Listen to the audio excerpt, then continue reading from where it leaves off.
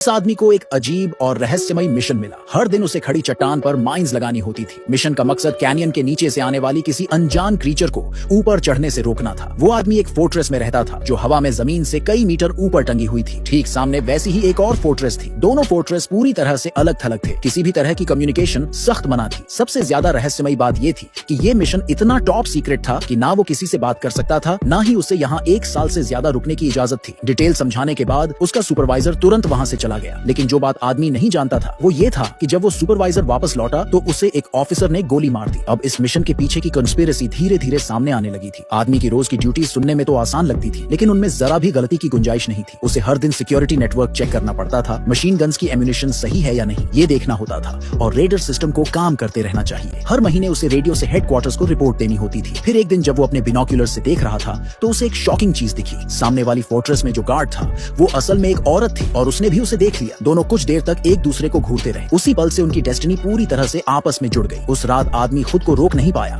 और दोबारा बिनोक्यूलर्स उठाकर उस औरत के मूवमेंट्स ऑब्जर्व करने लगा। लेकिन जैसे ही औरत को एहसास हुआ उसने जल्दी से अपनी मोमबत्ती बुझा दी। अब आदमी के मन में और भी सवाल उठने लगे। एक औरत इस फोर्ट्रेस की जिम्मेदारी क्यों संभाल रही है? उसे नहीं पता था कि ये औरत असल में एक एलीट असैसिन थी जिसने कुछ दिन पहले ही एक बड़े आदमी का मर्डर किया था और अब अपने दुश्मनों से बचने के लिए इस आइसोलेटेड प्लेस में छिपी थी। अगली रात इस बार औरत खुद भी क्यूरियस हो गई और बिनोक्यूलर से आदमी को देखने लगी। फिर उसने एक कार्टून बोर्ड पर कुछ लिखा और हवा में एक गोली चला दी। गोली की आवाज पूरी कैनियन में गूंज उठी जैसे बिजली कड़क रही हो। ये एक सिग्नल था। उसने उस आदमी से उसका नाम पूछा। आदमी को अपने सुपरवाइजर की चेतावनी याद थी, इसलिए उसने किसी भी तरह के कांटेक्ट से साफ इनकार कर दिया। लेकिन औरत इतनी आसानी से हार मानने वालों में से नहीं थी। उसने अपना स्नाइपर राइफल उठाया और बैंग सीधे आदमी के टी कप को उड़ा दिया। फिर उसने कुछ हैंड जेस्चर्स किए जो पूरी तरह चैलेंजिंग थे। उसकी नजरों में एक कोल्ड ब्लडेड किलर जैसी खतरनाक झलक थी। आदमी को लगा कि उसकी ऑनर पर सीधा वार किया गया है। उसने बिना सोचे समझे अपना राइफल उठाया और बदला लेने के लिए औरत के हाथ में पकड़ी वाइन बॉटल पर एम किया। लेकिन जब उसने गोली चलाई तो औरत गुस्सा होने की बजाय हंसने लगी। उसने दोनों हाथ ऊपर उठाए और क्लैप किया। फिर उसने बोतल को अपने सिर के ऊपर उठा लिया,